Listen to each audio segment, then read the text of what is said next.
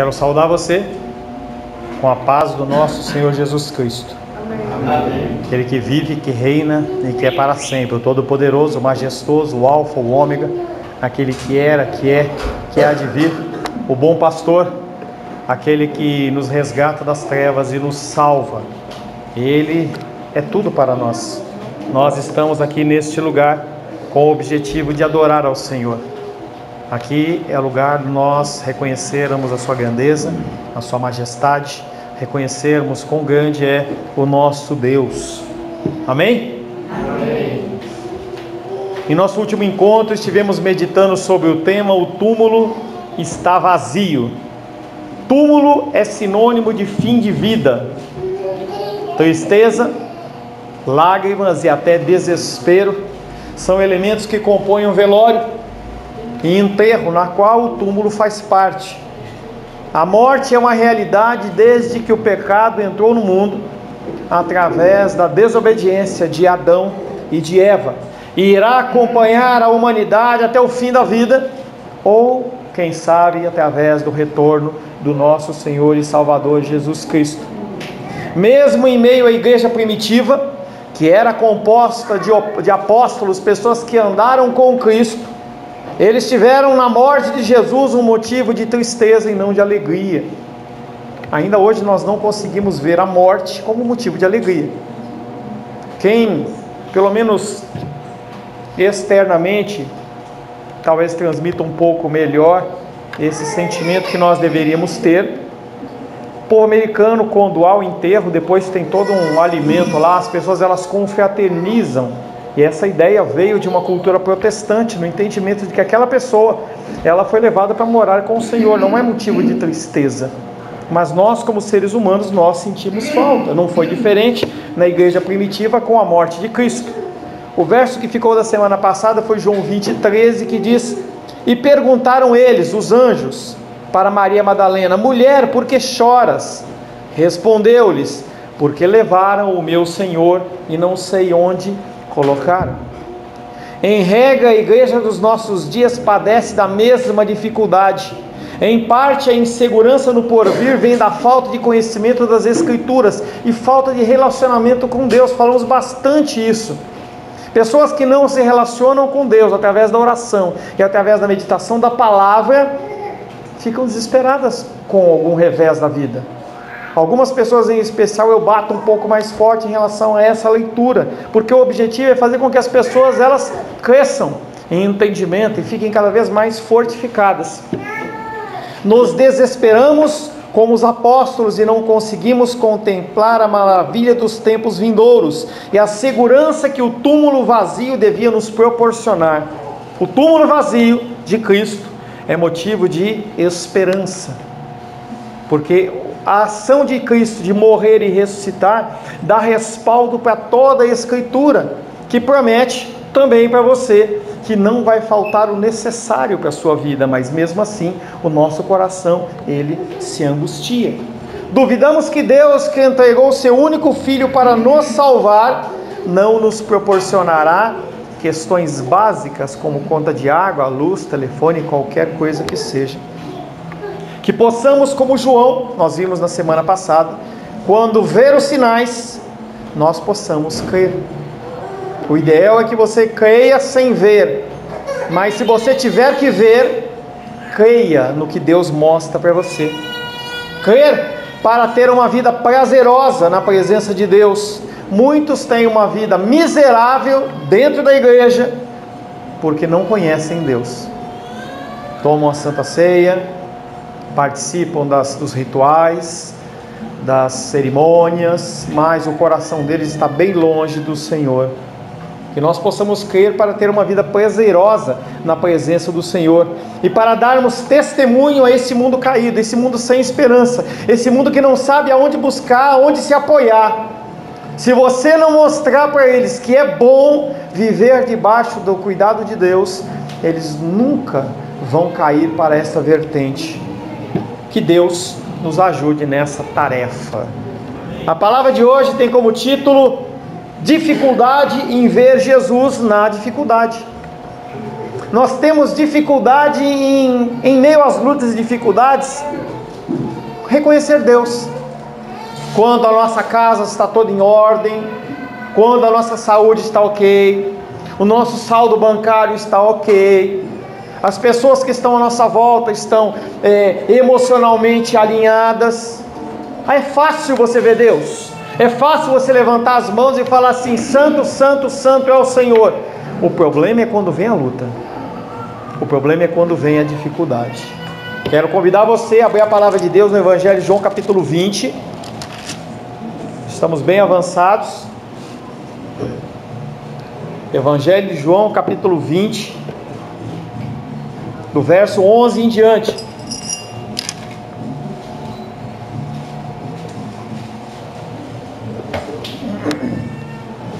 Evangelho de João capítulo 20, versos 11 em diante. Assim diz a palavra de Deus: Maria, entretanto, permanecia junto à entrada do túmulo chorando. Enquanto chorava, abaixou-se e olhou para dentro do túmulo, e viu 2 anjos vestidos de branco, sentados onde o corpo de Jesus fora posto, um à cabeceira e outro aos pés. Então eles lhe perguntaram: mulher, por que choras? Ela lhes respondeu: porque levaram o meu Senhor e não sei aonde o puseram. Tendo dito isto, voltou-se para trás e viu Jesus em pé, mas não reconheceu que era Jesus. Perguntou-lhe Jesus: mulher, por que choras? A quem procuras? Ela, supondo ser ele o jardineiro, respondeu: Senhor, se tu o tiraste, dize-me onde o puseste e eu o levarei. Disse-lhe Jesus: Maria. Ela, voltando-se, lhe disse em hebraico: Rabone, que quer dizer mestre. Recomendou-lhe Jesus: não me detenhas, porque ainda não subi para meu Pai, mas vai ter com meus irmãos, e dize-lhes: subo para meu Pai e vosso Pai, para meu Deus e vosso Deus. Então saiu Maria Madalena anunciando aos discípulos: viu o Senhor, e contava que ele dissera estas coisas. Aleluia. Palavra do Senhor, mistério da fé. Amém? Senhor, em nome de Jesus, te louvamos, adoramos e bendizemos, porque Tu és real e não é uma história contada pelas pessoas, pelos cantores, mas é alguém, Pai, que sendo Deus se fez carne para nos salvar, nos resgatar. Nesse momento, Pai querido, queremos colocar a nossa vida nas Tuas mãos, pedindo a Ti que o Senhor nos abençoe com espírito de sabedoria, de entendimento, de conhecimento, e que nós possamos, Pai, ser transformados na medida da Tua palavra.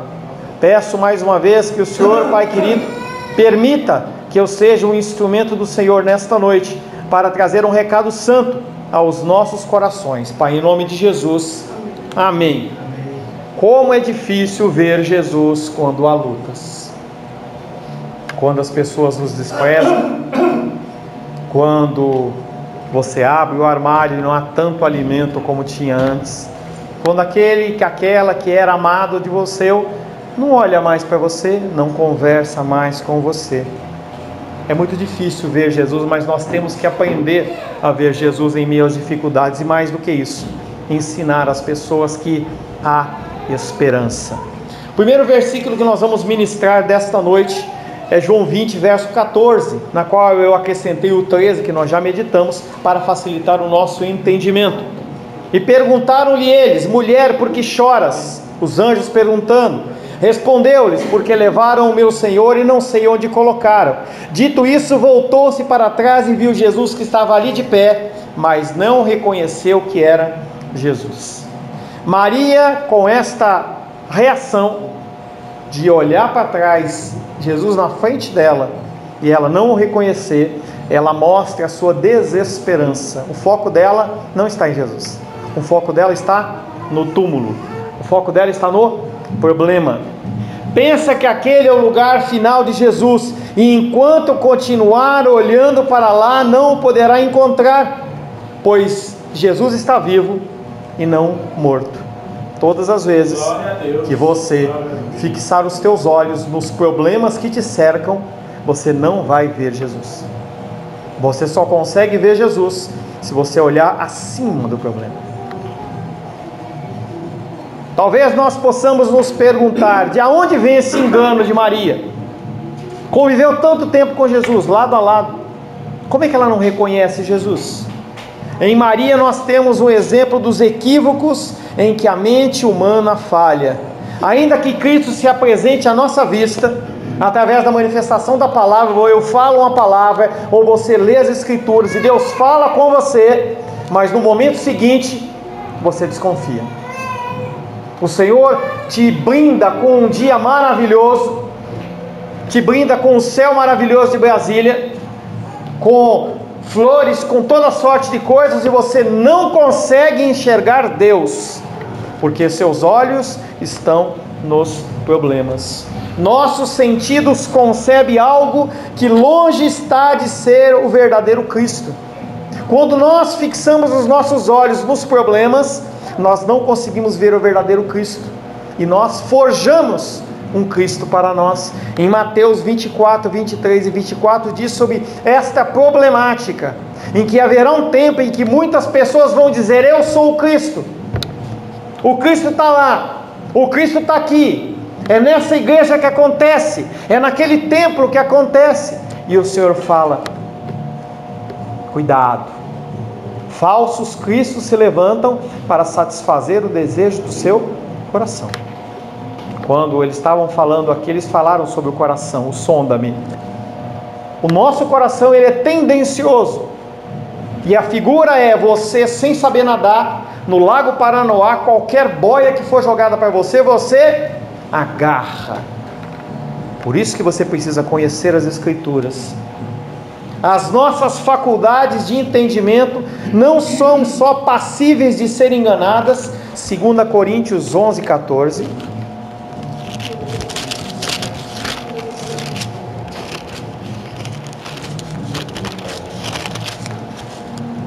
2 Coríntios 11, 14, e não é de admirar, porque o próprio Satanás se transforma em anjo de luz. Nós somos enganados porque a forma do mal se adequa ao que você procura, e essa forma do mal, ela te satisfaz, mesmo que momentaneamente. Além de tudo, nossas emoções também são enfeitiçadas pelo mundo, para que não tenhamos qualquer percepção da verdade. Por que as pessoas optam por formas alternativas, ao invés de buscar a Cristo? Porque é mais fácil você buscar coisas alternativas. É muito difícil você encontrar pessoas que são viciadas em vitaminas, porque a vitamina, ela demora para fazer efeito. Mas na droga o efeito é imediato. As pessoas, elas gostam do efeito imediato. Esse drive-thru em que a pessoa chega com o carro, pede o sanduíche e já sai comendo, é a cara do ser humano. A figura do ser humano que espera o alimento ser preparado, um fogão de lenha, é algo que ficou no passado. Eu não tenho tempo. Isso nos engana. Interessante observar que o reconhecimento de Jesus ressurreto aparece em outras passagens, sem imediato reconhecimento. Volto a dizer, é como se nós tivéssemos um cisco no olho. Já teve cisco no olho? Você quer enxergar, mas você fica ali piscando, enquanto aquele cisco não for retirado, você não consegue enxergar. O cisco, ele é o teu problema.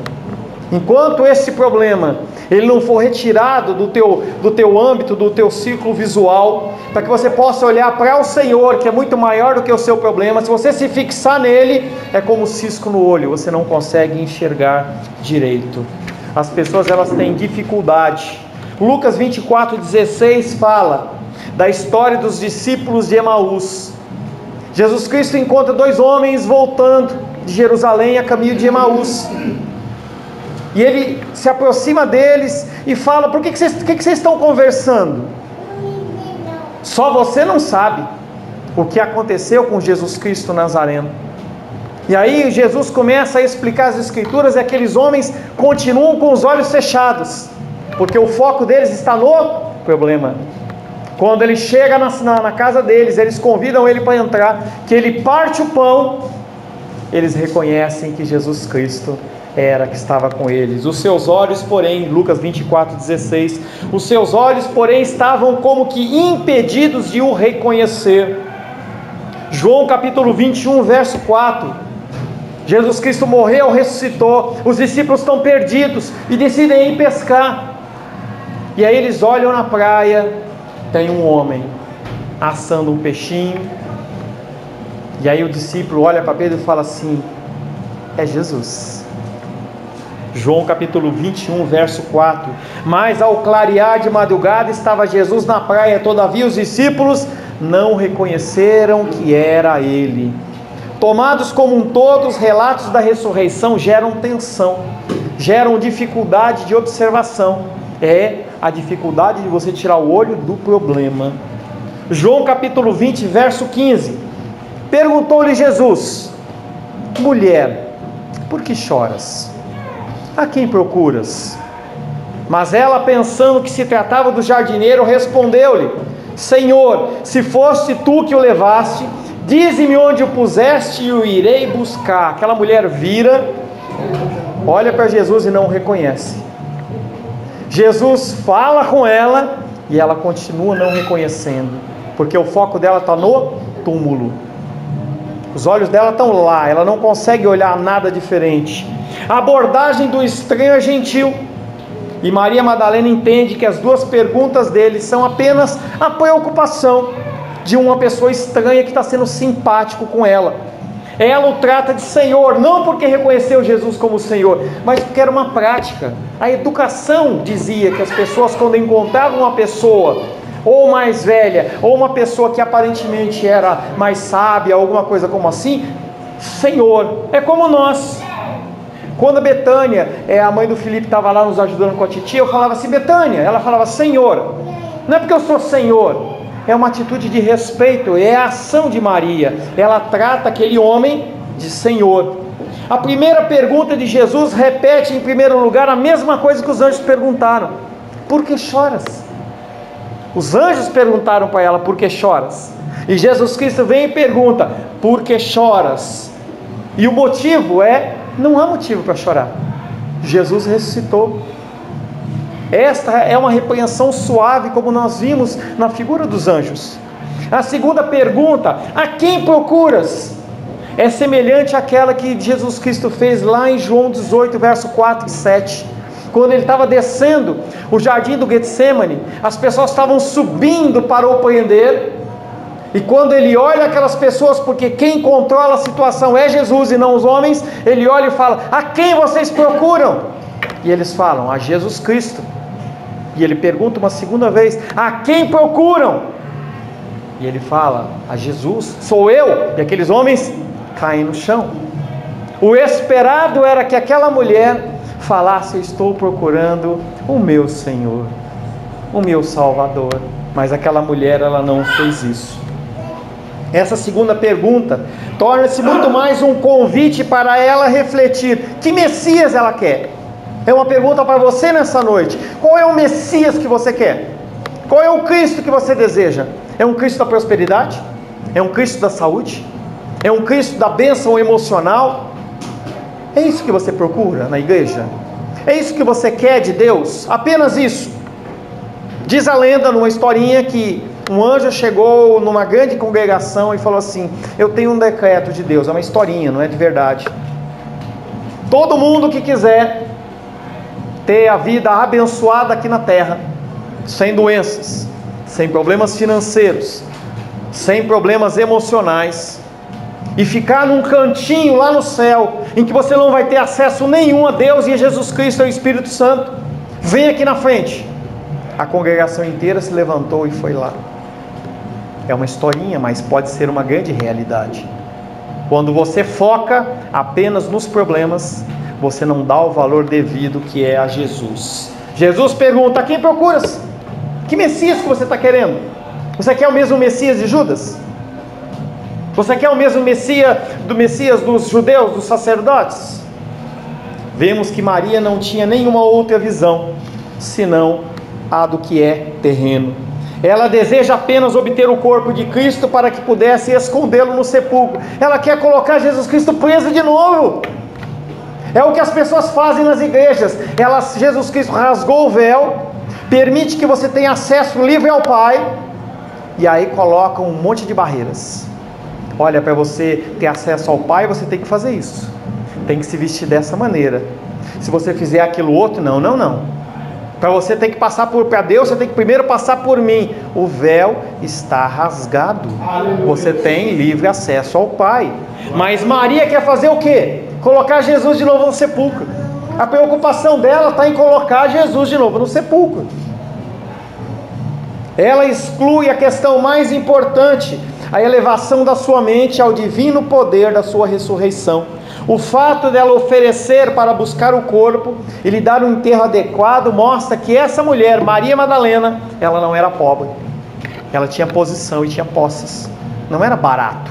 Hoje mesmo, se você quiser enterrar alguém, vai lá no Campo da Boa Esperança e fala assim: eu quero enterrar o meu ente querido, mas eu não tenho dinheiro. Azar seu. Se vira. Lá não era diferente. Lucas capítulo 8, verso 1, 2 e 3. Abre aí. Lucas 8, verso 1, 2 e 3. Aconteceu depois disso que andava Jesus de cidade em cidade, de aldeia em aldeia, pregando e anunciando o evangelho no reino de Deus, e os 12 com ele. E também algumas mulheres que haviam sido curadas de espíritos malignos e de enfermidades. Maria, chamada Madalena, da qual saíram 7 demônios. Ela tinha posses, ela não era pobre. O cristianismo, ele sempre trabalhou desta forma. Pessoas se levantam para pregar o evangelho e outras pessoas sustentam para que o evangelho continue sendo pregado. Naquela época, o coração das mulheres, como é hoje, é muito mais suscetível ao espiritual e ao sobrenatural. É bem verdade que os líderes religiosos aproveitam essas situações para lapidar, para arrancar tudo que as pessoas têm. Mas a igreja primitiva, ela sempre foi sustentada por oração e pela provisão, muitas vezes, das mulheres. João capítulo 20, verso 16. Disse-lhe Jesus: Maria. Ele não pregou o Salmo 23. Ele não falou dos 10 mandamentos. Ele não abriu uma exposição minuciosa das parábolas. O que ele fala é Maria. Maria. Ela, virando-se, disse em hebraico Rabone, que significa mestre. Naquela hora as escamas dos olhos dela fizeram assim. Eu fico arrepiado com isso. Uma palavra. Eu lembro que na igreja católica, quando eu era católico, eu sempre ouvia um versículo que ele era proclamado, em que se falava assim: Senhor, eu não sou digno que entreis em minha morada, mas dizei uma só palavra e serei salvo. Isso sempre ficou no meu coração. A salvação é pela graça. Eu já sabia disso, mesmo não entendendo como funcionava. Cristo permitiu a Maria por um breve tempo estar em engano.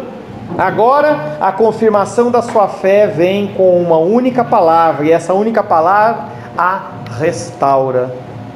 Ele lhe falara previamente, mas seu discurso parecia ser de uma pessoa desconhecida. Ele agora assume a personalidade de mestre e se dirige a seu discípulo pelo nome. João capítulo 10, verso 3. Importante essa ligação que nós vamos fazer agora. Por que Maria respondeu ao chamado de Jesus? João capítulo 10, verso 3. Para este o porteiro abre, as ovelhas ouvem a sua voz, ele as chama pelo nome, as suas próprias ovelhas, e as conduz para fora. A palavra de Deus diz que quando Jesus, ele te chama pelo nome, você reconhece a voz do bom pastor e você faz o quê? O segue. Por isso que quando ele fala Maria, cumpre João 10, ele fala assim Maria, ela ouve e fala assim, não é a voz do jardineiro, é a voz do meu Senhor, é a voz do meu Salvador.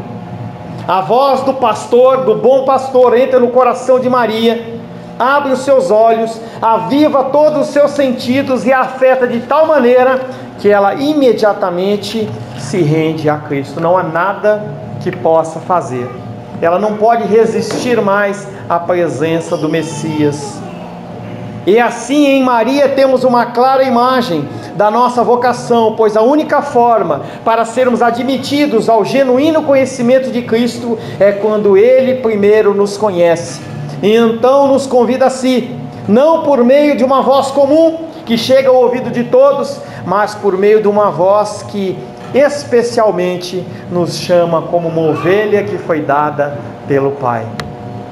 Tem uma passagem em 1 Reis, capítulo 19, versos 11 em diante, que conta um episódio de Elias. Elias, ele confronta profetas de Baal, profetas de Azera, mais de 1000 profetas, todo Israel estava ali à volta daquele monte. Ele humilha aqueles profetas, mostra que Deus é o Deus verdadeiro, aqueles homens são mortos, e uma palavra da rainha de Israel, Jezabel, é declarada: se você não passar a mesma coisa do que você fez, eu não me chamo Jezabel. Depois dele confrontar aquele monte de gente, ele ficou com medo. Ele sai caminhando e ele acaba chegando numa caverna. E Deus pergunta para ele: por que você está aí? Por que você está aí? E ele fala: eu não consigo, eu estou depressivo, eu estou triste. Deus fala: sai daí. E ele fica ali. Não foi convencimento. E a palavra de Deus diz que houve um vento forte que passou no meio das montanhas. E Elias olhou: Deus não está nesse vento. Daqui a pouco a terra tremeu, 5 graus na escala Richter. Deus não está nesse terremoto. Vem um trovão. Deus não está nesse trovão. Aparece uma chama de fogo na porta da caverna. E ele fala: Deus não está aí. Aí ele ouve um breve sussurro, um vento leve, suave, e ele fala: aí está o meu Deus. Aleluia. Este som você tem que identificar em meio a lutas e dificuldades. É o som da chamada do Senhor. A eficácia da palavra se evidencia à luz de como Maria chama Cristo. Rabone. Rabone não é só o mestre. Ela está falando: você é o meu Senhor. Você é aquele que tudo que você falar eu faço. É uma condição de submissão total e completa. Algo semelhante a João 3,2, em que Nicodemos, quando vê Jesus Cristo, ele fala Rabi, que é uma variação do Rabone, em que ele fala assim: mestre, você é o meu mestre. Não há ninguém que possa fazer os sinais que você faz e não ser de Deus. Eu me submeto a você. Tanto que a gente já viu em João capítulo 20, no início, que a gente vê ele, José de Arimateia, independente da dificuldade, independente dele perder negócios, das pessoas apedrejarem ele vai lá e fala assim: deixa a gente sepultar, olha, me traz especiarias, vamos aí, eu quero ir junto com José de Arimateia, porque eu tenho que prestar homenagem ao meu Senhor, mesmo morto. Ao ouvir a voz de Jesus e reconhecê-lo, Maria volta-se de todo, não olha mais para o sepulcro, que é o passado. Abre-se para ela o horizonte que lhe é próprio, a nova criação na vida dela que começa agora. Até então ela não conhecia esse Deus de verdade. Ela conhecia de andar um pouco com ele, de ver um milagre ou outro, mas o coração dela não estava voltado. Mas naquele momento ela falou assim: meu Senhor. Esta é uma secreta e maravilhosa mudança efetuada no entendimento humano, quando Deus nos ilumina por seu Espírito. Enquanto o nosso Espírito estava fechado, a gente não conseguia ver nada, Ele abre a nossa visão para que nós possamos contemplar tudo. Na sua vida há esperança. Há esperança. Há pessoas em que eu me reúno semanalmente em relação a um problema. Há esperança. Há esperança. Há esperança. João 20, verso 17. Disse-lhe Jesus: não me retenhas. Em outras versões: não me pegue, não me segure, pois ainda não subi ao Pai. Mas tu vai a meus irmãos, não aos meus discípulos, porque agora eu e você não somos mais discípulos, nós somos irmãos. vai aos meus irmãos e dize-lhes: eu subo para o meu Pai e também para o vosso Pai. Ele é meu e seu, através do meu sacrifício. Para o meu Deus, que é o vosso Deus. O mesmo Deus que eu sirvo, de onde eu saí, é o mesmo Deus seu. Ela fixou sua atenção em sua presença física inicialmente, e fatos terrenos, e assim queria apenas conservá-lo no mundo. Ele, porém, quer apresentar a sua nova condição, a condição de uma glória celestial. Se você continuar fixando seus olhos no problema, você não consegue ver Deus. Você não consegue ver Deus. A condição de Jesus de ressurreto não seria completa enquanto ele não tomasse assento no céu, à destra do Pai, e portanto que ela erra em se satisfazer apenas com a presença física de Jesus Cristo. Como filhos, nós devemos entender, primeiro, que consiste em que os que são desejosos de sair em busca de Cristo devem elevar as suas mentes para o alto.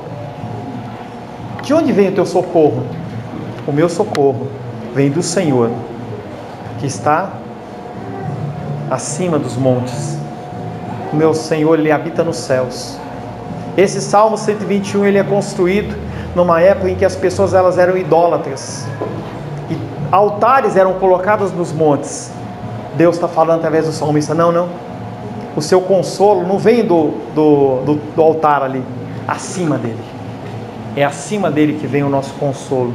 Você tem que ser desejoso de buscar a Cristo, elevando a sua mente para o alto. E em segundo, aqueles que se empenham em ir a Ele devem se desvencilhar das coisas da amarração da carne. Colossenses 3:1.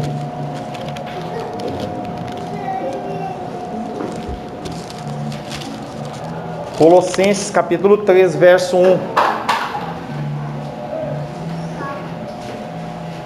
Portanto, Colossenses capítulo 3, verso 1. Portanto, se fostes ressuscitados juntamente com Cristo, buscai as coisas lá do alto, onde Cristo vive, assentado à direita de Deus. Se você realmente é cristão, busque sim, trabalhe, estude, se capacite, mas entenda que a provisão sua vem do Senhor. Não abra mão de uma comunhão com o Senhor. Eu tenho que trabalhar domingo à noite, eu tenho que trabalhar sábado à noite, vou chegar às 5 da manhã, eu tenho que trabalhar de manhã, de tarde, de noite. Alguma coisa está errada. O Senhor, Ele promete a provisão para mim e para você. Eu brinco com os filhos do André e falo: que cara de sono é essa? Fiquei a noite inteira vendo televisão, fiquei jogando videogame. Nós temos direito a ter o nosso lazer, mas entenda que a prioridade nossa não pode ser fixada nas coisas deste mundo. Se os teus olhos eles estão focalizados nas coisas do mundo, você não consegue fixar. É interessante que a Rosângela, eu estou com uma dor cervical aqui, e a Rosângela mandou uma mensagem para mim, uma reportagenzinha, falando sobre a síndrome da dor cervical por causa do celular, porque agora as pessoas elas ficam muito assim. Se você está olhando para outras coisas que não é o Senhor, é a mesma coisa, vai te dar problema, seja físico, seja espiritual. Nós temos que nos desvencilhar das coisas que nos prendem. Após abrir o entendimento, ordena que vá levar as boas novas, não é apenas de um túmulo vazio, como foi a primeira vez, mas de um Jesus que é ressurreto. Mateus capítulo 28, 18 a 20. Ide e pregai o evangelho a toda criatura, ensinando todas as coisas que eu ensinei, batizando em nome do Pai, do Filho e do Espírito Santo. A nossa função é transmitir aquilo que nós recebemos, de graça nós recebemos, nós transmitimos de graça.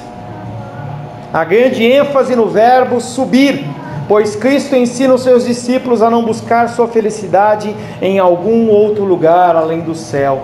Seja feliz, mas não ache que a sua felicidade é apenas aqui. Se alegre, vá em bons restaurantes, vá fazer as suas viagens, tenha momentos de alegria com a família ou sozinho, mas entenda que isso é passageiro. Se você se apegar apenas ao lazer e o prazer do mundo, você vai ficar vazio, aquilo não vai te satisfazer. Ao acrescentar que ele subiria para Deus, imediatamente dispersa a tristeza e angústia, porque Jesus Cristo ele vai para preparar uma morada. A vida da comunidade é situada na perspectiva da passagem do Pai. Para você chegar na vida, você tem que morrer. É o ensinamento das Escrituras. Para você conseguir chegar ao Pai, você precisa morrer para a sua vontade. Maria Madalena possui Jesus e ao mesmo tempo não possui. Ela fica naquela, é uma tensão. Eu tenho Jesus, mas ainda não estou lá. Eu tenho o documento da herança de um apartamento, da casa, de bens, mas eu ainda não tomei posse. Faz com que você não pare, você continue se movimentando. É propósito de Deus para que você não pare, porque senão você senta. Quantas pessoas falam, eu já aceitei Jesus, está tudo bem, eu vou na igreja, mas eu não faço mais nada. A palavra de Deus, ela está aqui para te fazer movimentar, dinâmico. Água parada da dengue, água parada da água podre, fedida. Ele quer que você seja águas vivas que correm, que estão sempre em movimento. Maria Madalena encontra Jesus no jardim e recebe uma missão: declarar que Jesus volta ao Pai, preparando o caminho para a nossa morada. Jesus Cristo foi preparar a sua morada eterna, não longe. Lá, eu lembro que quando eu converti, eu falava assim, se eu estiver só lavando o banheiro da casa de Deus, está tudo bem. Não, é perto dele. É podendo desfrutar, é podendo você sentar junto com Ele na eternidade, conversar, e Ele falar para você de como foi a sua vida, o que aconteceu, quais que eram os propósitos. Imagina a gente na eternidade tendo essas dúvidas todas elucidadas, porque o próprio Deus senta com a gente na grama e nos explica. Aleluia. O último versículo, João 20, verso 18. Deus comissionou, falou, ide. Verso 20, João 20, 18. E foi Maria Madalena anunciar aos discípulos: eu vi o Senhor. Eu não vi um túmulo vazio, eu vi o Senhor. E eu vou falar para você das coisas que Ele falou para mim. Experiência com Deus, vivência com Deus, são coisas que você tem que buscar. Seja casado, seja solteiro, seja adulto, seja criança, você tem que buscar um entendimento da palavra que o próprio Deus te dá. Não é um entendimento diferente, mas é um entendimento de intimidade. Você tem que saber que esse Jesus Cristo, Ele está do seu lado todos os dias, todos os momentos. Seu anúncio parte da experiência pessoal com Jesus, bem como da mensagem que Ele comunica. Não é um anúncio que nasce apenas de uma leitura, de um fato, e sim uma mensagem recebida do Jesus vivo. Jó 42:5 fala: antes eu conhecia Deus de ouvir falar. As pessoas falavam que Ele é grande, eu falo assim, amém. Eles falavam que Ele é tremendo, amém. Ele cura, amém. Agora eu conheço de andar com Ele. Eu sei o poder dEle, porque Ele agiu na minha vida. Com essa mensagem começa a nova comunidade de irmãos, cujo centro não é Paulo, não é Rayane, não é Rosângela, não é Chile. O centro é Jesus. E tem os malucos aí fora falando que nós somos o centro de Deus. Nada disso. O centro de tudo é Cristo. Com essa mensagem começa a nova comunidade, cujo centro é Jesus, que manifesta a sua glória expressa na cruz, com a grandeza do seu amor. Apenas aqueles que são filhos conseguem entender, mesmo que parcialmente, o sacrifício que foi feito na cruz do Calvário. Aquela música que nós cantamos, eu nunca saberei o preço que foi pago ali na cruz. Você pode ter noção, mas você nunca vai saber, porque a dor é individual, e aquela dor sofrida não só fisicamente, emocionalmente e espiritualmente, nenhum ser humano pode suportar. Por isso que Ele passou por você. Essa comunidade contempla a escritura nova e definitiva, a pessoa de Jesus, que dá a vida pelos seus e transmite para você: agora é a sua vez. Corrida de revezamento, 4x100. Corre primeiro 100 metros rasos, entrega o bastão para o segundo. Se deixar cair, perdeu a prova. Tem que entregar de uma maneira perfeita. O segundo pega, passa para o terceiro corre, faz uma corrida perfeita, entrega para o quarto, ele chega na vitória, e a vitória é de todos. Nós temos que entender que o Senhor, Ele colocou nas nossas mãos este bastão. Independente se você é jovem, se você é adolescente, se você é grande, se você é velho, não importa. Nós temos uma missão. E nós temos que falar para esse mundo que Jesus está vivo. E Ele está presente. E Ele está conosco até o fim dos nossos dias. Amém, queridos? Senhor, em nome de Jesus, louvamos, adoramos e bendizemos o Teu nome, porque mesmo em meio a lutas e dificuldades, o Senhor é presente. Quando estamos numa condição tranquila, o Senhor caminha ao nosso lado. Quando estamos numa condição tranquila, o Senhor muitas vezes nos dá a mão para caminhar conosco. Mas quando estamos fracos demais para caminhar, o Senhor nos toma no colo e nos carrega e nos leva, até que nós tenhamos força novamente para caminhar. Que o Senhor possa abençoar a sua vida, que o Senhor possa te dar fortaleza, que o Senhor possa abrir os teus olhos a não olhar para os problemas, mas para olhar para o Senhor, de onde te vem o socorro. Aleluia. Aquele que fez os céus e fez a terra. Amém, queridos? Amém.